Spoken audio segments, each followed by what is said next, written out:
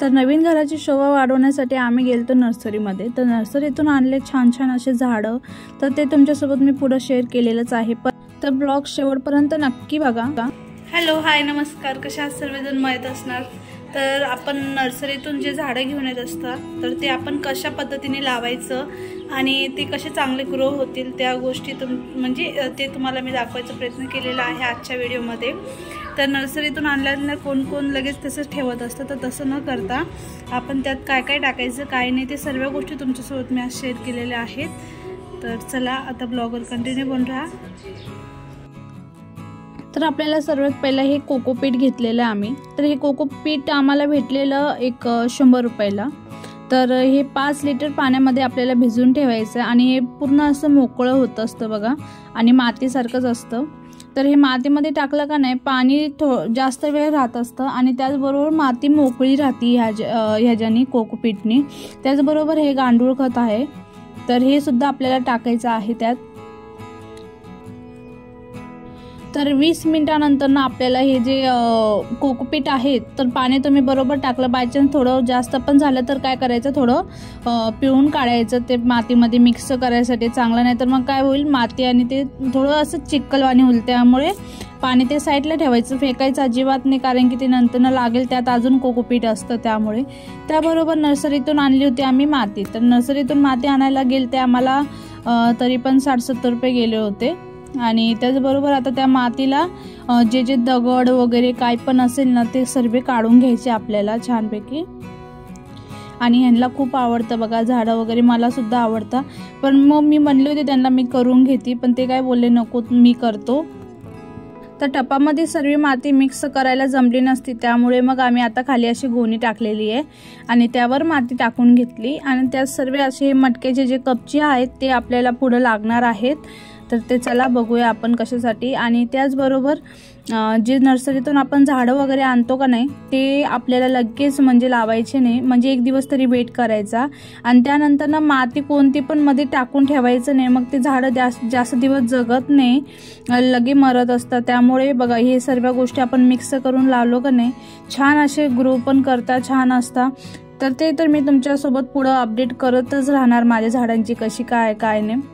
आणि त्याचबरोबर बघू शकता आता त्यात कोकोपीट टाकलं त्यांनी आणि त्याबरोबर मी आता हे खत टाकत आहे आणि चांगलं असं मिक्स करून घ्यायचं आपल्याला। आता हे सर्व खत, कारण की आपण हे काय एकदाच करणार आहे, आपण सारखं सारखं करत नाही, त्यामुळे एकदाच केलं का नाही व्यवस्थित करायचे।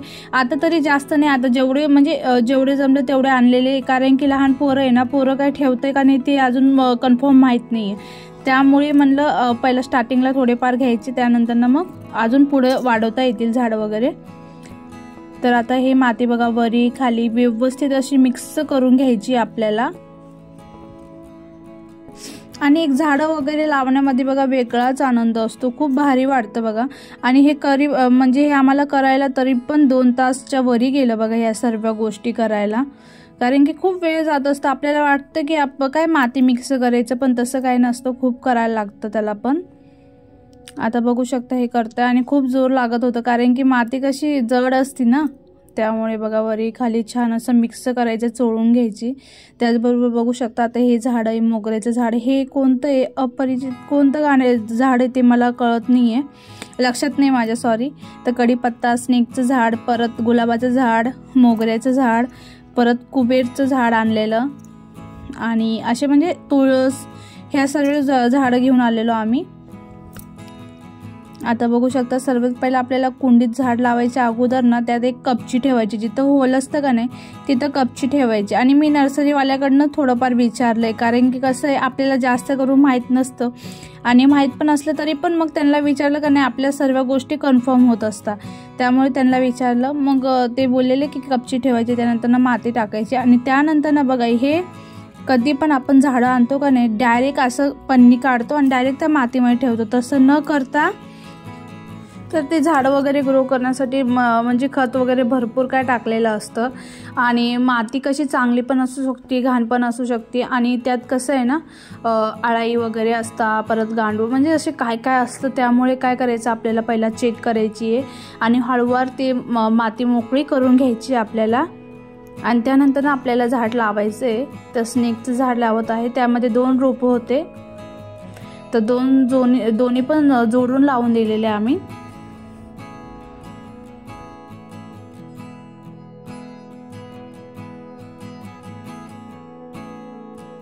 तर आमचं ते झाड लावून झालं. त्यानंतर आता आम्ही हे लावत आहे फुलाचं झाड आहे. हे 2 कलरची फुलं येत असतात म्हणले त्याला, पण आता ह्याला अजून थोडंसं मोठं होऊन द्यायला लागणार आहे.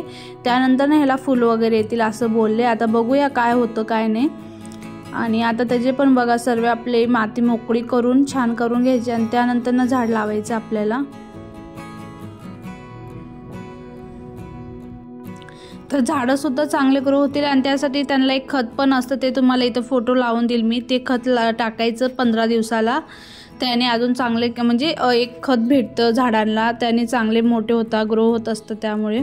तर बघू शकता आता मी इकडं तिकडं कसे झाडं ठेवलेले. तर तुळस आणि ते कुबेरचं झाड मी बाहेर ठेवलेलं आणि त्यानंतर आता इथं ठेवलेले देवापाशी स्नेकचं झाड. हे ऑक्सिजन खूप चांगलं देत असतं, घरामध्येच ठेवायचं असतं हे झाड, ह्याला उन्हाची गरज नसती. त्याचबरोबर हे ठेवलं आहे बेडरूममध्ये मोगऱ्याचं झाड, गुलाबाचे झाडं, हे असे 3-4 जे आहेत ना, कढीपत्ता, हे सर्व झाडं आम्ही बाहेर ठेवलेले. तर कसे वाटले नक्की सांगा आमची झाडं लावायची पद्धत वगैरे.